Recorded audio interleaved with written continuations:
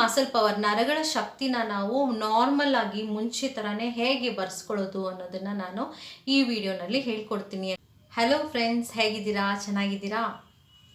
ನಾನು ನಿಮಗೆ ಲಾಸ್ಟ್ ವಿಡಿಯೋಗಳಲ್ಲಿ ನಿಮಗೆ ಒಂದು ಪ್ಯಾರಾಲಿಸಿಸ್ ಕೋರ್ಸ್ ಕೊಟ್ಟು ಅದನ್ನು ನೀವು ಇದೇ ಥರ ಮಾಡಿದ್ರೆ ನೀವು ಪ್ಯಾರಾಲಿಸಿಸಿಂದ ಆಚೆ ಬರ್ತೀರಾ ಅಂತ ಹೇಳಿದ್ದೆ. ಸೊ ಅದಕ್ಕೆ ಒಂದು ಒಳ್ಳೆ ಪ್ರತಿಕ್ರಿಯೆ ಅಂತೂ ಸಿಕ್ಕಿದೆ ನನಗೆ. ಆದರೆ ಕೆಲವೊಂದು ವಿಷಯಗಳನ್ನ ನಾನು ಅದರಲ್ಲಿ ಎಕ್ಸ್ಪ್ಲೈನ್ ಮಾಡಿಲ್ಲ.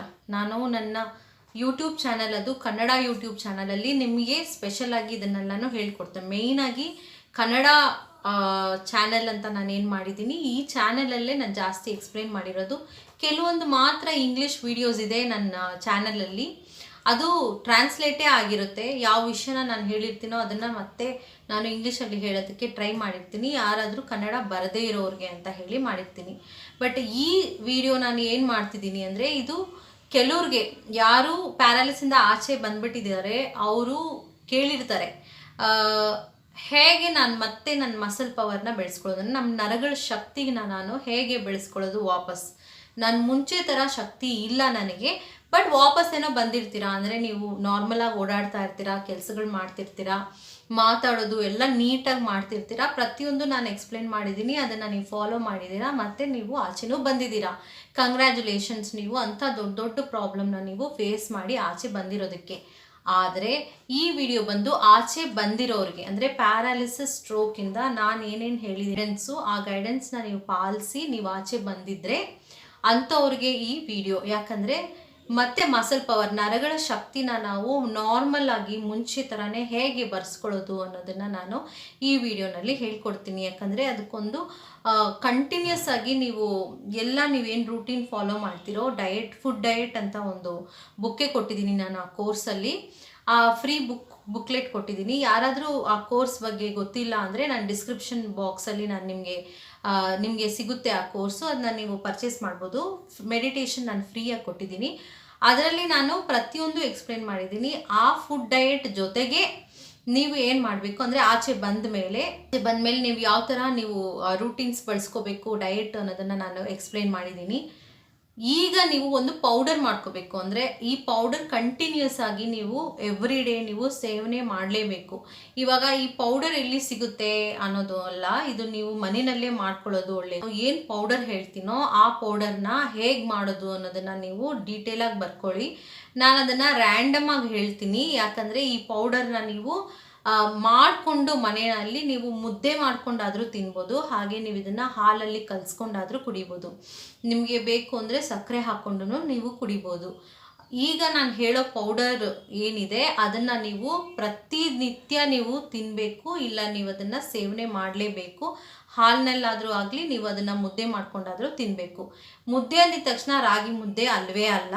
ಈ ಎಲ್ಲ ಏನು ಹೇಳ್ತೀನಿ ಅದನ್ನೆಲ್ಲ ನೀವು ಮಾಡಿಕೊಂಡು ಹುರ್ಕೊಂಡು ಪೌಡರ್ನ ಮಿಲ್ಗೆ ಹಾಕಿಸ್ಬೇಕು.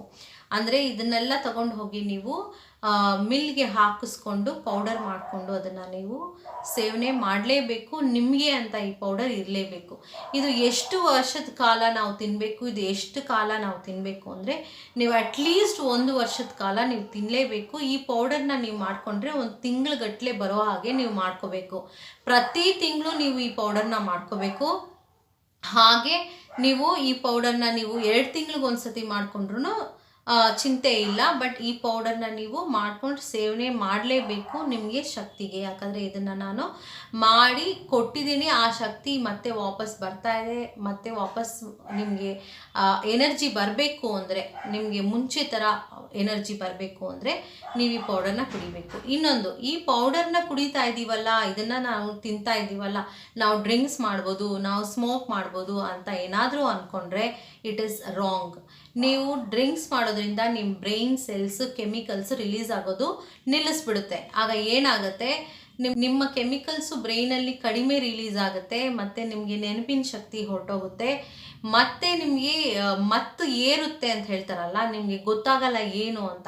ಆ ಟೈಮಲ್ಲಿ ನಿಮಗೆ ಇನ್ನಷ್ಟು ಸ್ಟ್ರೋಕ್ ಆಗೋ ಚಾನ್ಸಸ್ ಇರುತ್ತೆ. ಅದಕ್ಕೆ ಪ್ಲೀಸ್ ಸ್ಮೋಕ್ ಮಾಡಬೇಡಿ. ಹಾಗೆ ನೀವು ಡ್ರಿಂಕ್ಸು ಮಾಡಬೇಡಿ, ಅದನ್ನೆಲ್ಲ ನೀವು ಬಿಟ್ಬಿಡ್ಬೇಕಾಗುತ್ತೆ. ನಿಮಗೆ ಸ್ಟ್ರೋಕ್ ಆದರೆ ನಿಮ್ಮ ಮತ್ತೆ ಜೀವನ ಮಾಡಬೇಕು, ಹೊಸ ಜೀವನ ಬೇಕು ಅಂದರೆ ನೀವು ಆಚೆ ಬಂದಿರ್ತೀರಾ ಅಂಥವ್ರಿಗೆ ಮಾತ್ರ ಹೇಳ್ತಾ ಇದ್ದೀನಿ. ಯಾರು ಪ್ಯಾರಾಲಿಸಿಸ್ ಸ್ಟ್ರೋಕಿಂದ ಆಚೆ ಬಂದು ನಾರ್ಮಲ್ ಆಗಿರ್ತೀರೋ ಅವ್ರಿಗೆ ಈ ಪೌಡರ್ ಅಂತ. ಸರಿ, ಈಗ ಪೌಡರ್ ಮಾಡೋದು ಹೇಗೆ ಅನ್ನೋದನ್ನು ನಾವು ತಿಳಿಸ್ಕೊಡ್ತೀನಿ. ಫಸ್ಟ್ ಆಫ್ ಆಲ್ ನಾನು ಯಾರು ಅನ್ನೋದನ್ನು ನೀವೇನಾದರೂ ಫಸ್ಟ್ ಟೈಮ್ ನನ್ನ ವಿಡಿಯೋ ನೋಡ್ತಾ ಇದ್ದೀರಾ, ಇವ್ರು ಯಾರು ಅಂತ ಅಂದ್ಕೊಂಡ್ರೆ ನಾನು ರಮಣಿ ಟಿ ಮುರಳಿ ಅಂತ. ನಾನು ಒಂದು ನ್ಯೂರೋ ಎಜುಕೇಟರು, ಮ್ಯಾಥಮೆಟಿಕ್ಸ್ ಮತ್ತು ಸೈನ್ಸ್ ಟೀಚರು ಹೌದು, ಹಾಗೆ ಮೆಡಿಟೇಷನ್ ಮಾಸ್ಟರು ಹೌದು. ಈಗ ನಾನು ನಿಮಗೆ ಪೌಡರ್ ಹೇಗೆ ಮಾಡೋದು ಅನ್ನೋದನ್ನು ನಾನು ನಿಮಗೆ ಹೇಳ್ಕೊಡ್ತೀನಿ. ಸರಿ ಆಯಿತು. ಈಗ ನಾವು ಪೌಡರ್ ಮಾಡಬೇಕು ಅಂದರೆ ಫಸ್ಟ್ ಯಾರಿಗೂ ಗೊತ್ತಿಲ್ಲ ಇದು ಈ ಒಂದು ವಿಷಯ. ಅಂದರೆ ನಾರ್ಮಲ್ ಆಗಿ ತುಂಬ ಶಕ್ತಿ ಬರೋ ಅಂಥದ್ದು ಮೇಯ್ನಾಗಿ ಈ ಪ್ಯಾರಾಲಿಸಿಸ್ಗೆ ಒಂದು ಪೌಡ್ರ್. ಎಲ್ಲ ವೆಜ್ಜೇ ಇರುತ್ತೆ, ಯಾವುದು ನಾನ್ ವೆಜ್ ಇರೋದಿಲ್ಲ, ನೆನಪಿನಲ್ಲಿ ಇಟ್ಕೊಳ್ಳಿ. ಹಳಸ್ತಣ್ಣಿನ ಬೀಜ ಅನ್ನೋದು ತುಂಬ ತುಂಬ ಇಂಪಾರ್ಟೆಂಟ್. ಫಸ್ಟ್ ನೆನಪಿನಲ್ಲಿ ಇಟ್ಕೊಳ್ಳಿ, ಹಳಸ್ತಣ್ಣಿನ ಬೀಜನ ನೀವು ಚೆನ್ನಾಗಿ ಒಣಗಿಸ್ಬಿಟ್ಟು ಅದನ್ನು ಸಿಪ್ಪೆ ಎಲ್ಲ ಬಿಡಿಸ್ಬಿಟ್ಟು ಅದನ್ನು ಚೆನ್ನಾಗಿ ಜಜ್ಜಿಬಿಟ್ಟು ಅದನ್ನು ನೀವು ಹುರ್ಕೊಂಡು ಸೈಡ್ಗೆ ಇಟ್ಕೋಬೇಕು. ಅದನ್ನು ಒಣಗಿಸ್ಬಿಟ್ಟು ಅದು ಪೌಡರ್ಗೆ ಬರೀ ಸಪ್ರೇಟ್ ಪೌಡರ್ ಅಂತಲ್ಲ, ಇದೆಲ್ಲ ಮಿಕ್ಸ್ ಮಾಡಬೇಕು. ಇವಾಗ ನಾನು ಏನೇ ಹೇಳ್ತೀನಿ ಅದೆಲ್ಲನೂ. ಸೊ ಫಸ್ಟ್ ಆಯಿತಾ. ಸೆಕೆಂಡ್ ಬಂದು ಅಕ್ಕಿ ತೊಗೋಬೇಕು. ಅಕ್ಕಿನೂ ನೀವು ಚೆನ್ನಾಗಿ ಹುರಿದ್ಬಿಟ್ಟು ಹಾಕಬೇಕು. ಪ್ರಪೋರ್ಷನ್ಸ್ ತೊಗೊಳ್ಳಿ. ಎಲ್ಲ ಅಕ್ಕಿ, ಗೋಧಿ, ರಾಗಿ ಸ್ವಲ್ಪ ಜಾಸ್ತಿ ಇರಲಿ. ಇವೆಲ್ಲನೂ ಒಂದೊಂದು ಪ್ರಪೋರ್ಷನ್ಸ್. ಇವಾಗ ನೀವು ಜಾಕ್ ಫ್ರೂಟ್ ಬೀಜಗಳು ಎಷ್ಟು ತೊಗೊಂಡಿದ್ದೀರೋ ಆ ಪ್ರಪೋರ್ಷನಲ್ಲೇ ತೊಗರಿಬೇಳೆ ತಗೊಳ್ಳಿ, ಅದನ್ನು ಉರಿರಿ. ಇವಾಗ ನಾನು ಹೇಳ್ದಂಗೆ ಅಕ್ಕಿ ಉರಿಬೇಕು, ಗೋಧಿ ಹುರಿದು ಬಿಡಬೇಕು, ಮತ್ತು ರಾಗಿನೂ ಉರಿಬೇಕು. ರಾಗಿ, ಅಕ್ಕಿ ಮತ್ತು ಗೋಧಿ ಒಂದೇ ಪ್ರಪೋರ್ಷನಲ್ಲಿ ತಗೊಳ್ಳಿ. ಇವಾಗ ಇದೊಂದು ಅರ್ಧ kg ತೊಗೊಂಡಿದ್ದೀರಾ ಅಂದರೆ ಎಲ್ಲನೂ ಅರ್ಧ kg ತಗೊಳ್ಳಿ. ಮತ್ತು ಈ ಹಳಸ್ತನ ಬೀಜನೂ ನಿಮಗೆ ಅರ್ಧ kg ಅಷ್ಟು ಸಿಗುತ್ತೆ ಅಂದರೆ ಇಟ್ ಇಸ್ ಸೋ ಗುಡ್. ತೊಗರಿಬೇಳೆನೂ ಅಷ್ಟೇ ತಗೊಳ್ಳಿ, ಅರ್ಧ kg ತಗೊಳ್ಳಿ. ಮತ್ತು ಕಡಲೆಕಾಳು ತಗೊಳ್ಳಿ. ಇದು ಹೆಸರು ಬೇಳೆ ತಗೋಬೇಡಿ, ತಪ್ಪು ಅದು. ಎಲ್ಲ ಬೇಳೆಗಳು ಹಾಕಬೇಕು ಅಂದಿದ ತಕ್ಷಣ ಅವೆಲ್ಲ ಮಾಡೋಕ್ಕೆ ಹೋಗಬೇಡಿ, ನಾನು ಹೇಳೋದನ್ನು ಮಾಡಿ. ಮತ್ತು ಸೋಯಾಬೀನ್ಸ್ ವೈಟ್ ಕಲರ್ ಬರುತ್ತೆ, ಆ ಸೋಯಾಬೀನ್ಸ್ನ ಸ್ವಲ್ಪ ಚೆನ್ನಾಗಿ ಹುರ್ಕೊಳ್ಳಿ. ಯಾಕಂದರೆ ಅದು ಈಸ್ಟ್ರೋಜನ್ ಕ್ರಿಯೇಟ್ ಮಾಡುತ್ತೆ, ವೈಟಲ್ ಫ್ಲೂಯಿಡ್ ಕ್ಲಿಯರ್ ಮಾಡುತ್ತೆ. ನಿಮಗೆ ಅದು ಒಳಗಿಂದ ವೈಟಲ್ ಫ್ಲೂಯಿಡ್ ನಿಮಗೆ ಕ್ರಿಯೇಟ್ ಆದಾಗ, ನಿಮಗೆ ಅದು ಈಸ್ಟ್ರೋಜನ್ ಕ್ರಿಯೇಟ್ ಆದಾಗ, ಜನ್ರೇಟ್ ಮಾಡಿದಾಗ ನಿಮ್ಗೆ ಏನು ಅನಿಸುತ್ತೆ, ಎನರ್ಜಿ ಬಂದೇ ಬರುತ್ತೆ.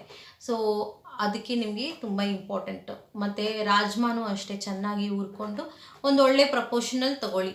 ರಾಜ್ಮಾ, ಕಡಲೆ ಬೀಜನ ಚೆನ್ನಾಗಿ ಹುರ್ಕೊಳ್ಳಿ. ಮತ್ತು ದ್ರಾಕ್ಷಿ, ಗೋಡಂಬಿ ಇದನ್ನು ಹುರ್ಕೊಳ್ಳಿ, ಅದನ್ನು ಹಾಕಿರಿ.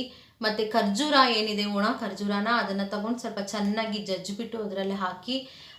ಇನ್ನೊಂದು ಬೇಕಾಗಿರೋದು ಮೇಯ್ನ್ ಮುಖ್ಯ ಅಂದರೆ ಹುರುಳಿಕಾಳನ್ನು ಚೆನ್ನಾಗಿ ಸ್ವಲ್ಪ ಮಿಕ್ಸ್ ಮಾಡಿ, ಅಂದರೆ ಹುರಿದ್ಬಿಟ್ಟು ಅದರಲ್ಲಿ ಹಾಕಿ.